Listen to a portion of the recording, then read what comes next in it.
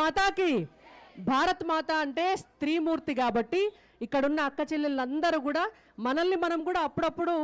మనం గట్టోళ్ళము మనల్ని దేశమంతా కూడా గౌరవించాలి అని కోరుకోవాలి కాబట్టి గట్టిగా చెప్పండి ఒకసారి భారత్ మాతాకి భారత్ మాతాకి చాలా సంతోషం ఇంత గొప్ప కార్యక్రమాన్ని మంచి కార్యక్రమాన్ని తీసుకున్నటువంటి మహిళా మోర్చా అధ్యక్షురాలు శిల్ప గారికి అలాగే మహిళా మోర్చా రాష్ట్ర కమిటీకి రాష్ట్రం నలుమూలల నుంచి వచ్చేసినటువంటి మా అక్క చెల్లెళ్ళందరికీ కూడా పేరు పేరున మీ అందరికీ కూడా మరొకసారి ధన్యవాదాలు అందరికీ కూడా కంగ్రాచులేషన్స్ ఇవాళ మహిళలపైన జరుగుతున్నటువంటి అత్యాచారాలు హత్యలు గృహహింస సైబర్ నేరాలు ఎక్కడ చూసుకున్నా కూడా తెలంగాణ రాష్ట్రం వస్తే మహిళలకు లాభం జరుగుతుంది అని చెప్పి ఆ రోజు మహిళలు కూడా రోడ్ల మీదకి వచ్చి వంట వార్పులు చేసి బతుకమ్మలాడి బోనాలు ఎత్తి ఈ రాష్ట్ర ఉద్యమంలో ప్రతి ఒక్క మహిళ కూడా తమ వంతుగా డైరెక్ట్గా వచ్చి పార్టిసిపేట్ చేసినారు ఇండైరెక్ట్గా వాళ్ళ కుటుంబ సభ్యులందరినీ కూడా ముందు గురికించి ఉద్యమంలో ఆనాడు పాల్గొనేటట్టుగా చేసినారు ఒక 1200 మంది మహిళలు తమ బిడ్డల్ని కూడా కోల్పోయి ఇవాళ వాళ్ళ కడుపు కోతను మిగిలిస్తే కానీ తెలంగాణ రాష్ట్రం రాలే కాబట్టి ఈ తెలంగాణ రాష్ట్రం వచ్చిన తర్వాత నిజంగా మహిళలకు న్యాయం జరుగుతుంది రాజకీయంగా అని అనుకొని ఆనాడందరూ కూడా బీఆర్ఎస్ పార్టీ వస్తే తెలంగాణ ఆకాంక్షలు నెరవేరుతాయని ఆ పార్టీని అధికారంలోకి తీసుకొస్తే మన దౌర్భాగ్యం దురదృష్టం ఏంటంటే మొదటి 5 సంవత్సరాలు ఒక్క మహిళకు కూడా మంత్రివర్గంలో చోటు కల్పించలేదు ఆనాటి బీఆర్ఎస్ మొదటి 6 సంవత్సరాలు మహిళా కమిషన్కు కనీసం చైర్మన్ లేకపోయే ఆనాటి బీఆర్ఎస్ గవర్నమెంట్లో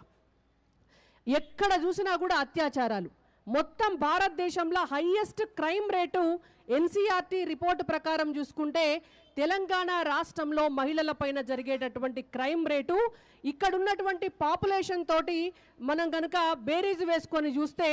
ఎట్లా చూసినా మనమే హైయెస్ట్ ఉంటుంది కొన్నిసార్లు మాట్లాడతారు ఉత్తరప్రదేశ్ లాంటి చోట ఎక్కువ నేరాలు జరుగుతలేవా అక్కడ జరుగుతలేవా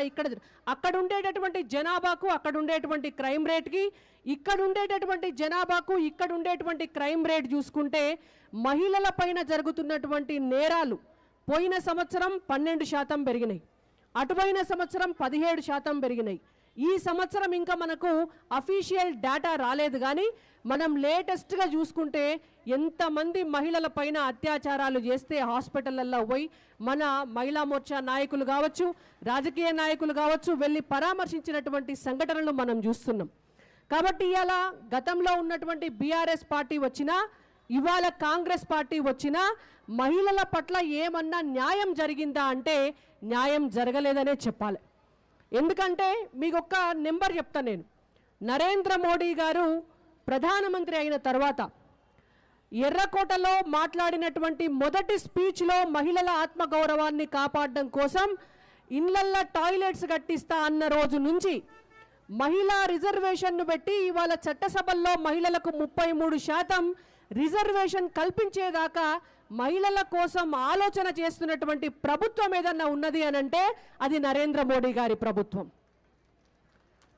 ఇవాళ మహిళలకు దాదాపు ఒక 12 కోట్ల టాయిలెట్లు కట్టించినా అది భారతీయ జనతా పార్టీ ప్రభుత్వం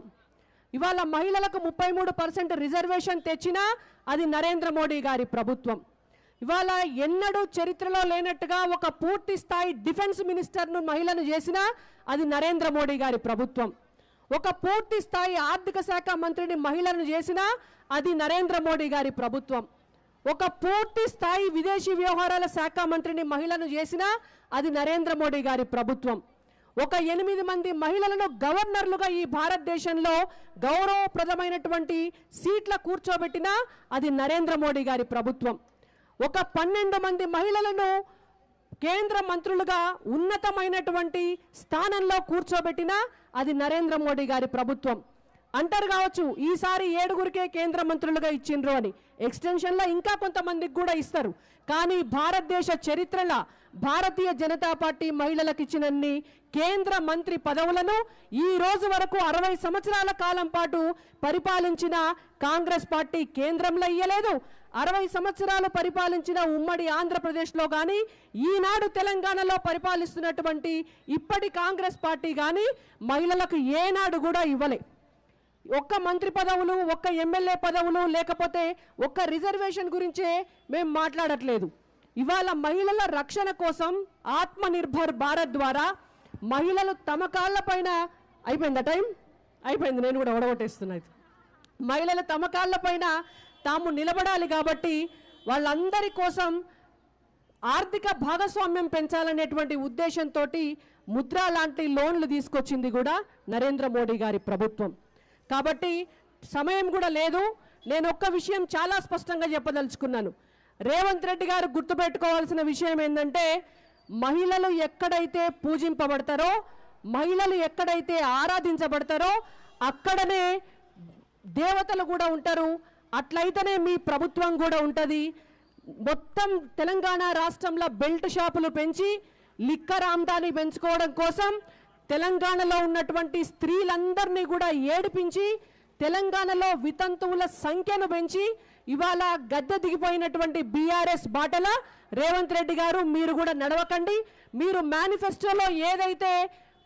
ఇచ్చినటువంటి హామీ ఉన్నదో, మీ పార్టీ అధికారంలోకి వస్తే రాష్ట్రంలో ఉన్న బెల్ట్ షాపులన్నీ కూడా రద్దు చేస్తామని చెప్పిండ్రో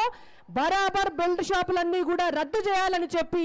ఈ వేదికగా భారతీయ జనతా పార్టీ తరపున మేము డిమాండ్ చేస్తున్నాం.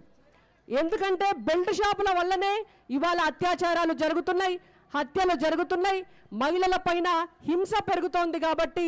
బెల్ట్ షాపుల రద్దు అనేటువంటిది మా ప్రధానమైనటువంటి డిమాండ్. దాంతో పాటుగా మీరు కళ్యాణ లక్ష్మి పథకం కింద ఎక్స్టెన్షన్ ఇస్తా అన్నటువంటి 1 తులం బంగారం, ఆడపిల్లలకు చదువుకునేటందుకు ఇస్తానని చెప్పినటువంటి ఒక్కొక్కరికి ఇస్తానన్నటువంటి స్కూటీలు, ఇవాళ మహిళలకు నెల నెల ఈ రాష్ట్రంలో ఇస్తానన్నటువంటి 2000 రూపాయలు, ఇవన్నీ కూడా మీరు మహిళలకు ఇచ్చినటువంటి హామీలని నెరవేర్చాలని డిమాండ్ చేస్తూ మహిళల పైన హత్యలు అత్యాచారాలు జరగకుండా మీరందరూ కూడా ఉన్నటువంటి ఈ ప్రభుత్వం కూడా తగిన చర్యలు తీసుకోవాలని, లేకపోతే మా మహిళా మోర్చా ఆధ్వర్యంలో మరింత ఉధృతంగా భవిష్యత్తులో మరిన్ని పోరాటాలు చేయవలసి వస్తుంది. మీ ప్రభుత్వం అంటూ దిగిపోతే అది మహిళాగ్రహంతో దిగిపోతుంది. రేవంత్ రెడ్డి గారు గుర్తుపెట్టుకోవాలని తెలియజేస్తూ నాకు అవకాశం ఇచ్చినందుకు ధన్యవాదాలు. భారత్ మాతాకి.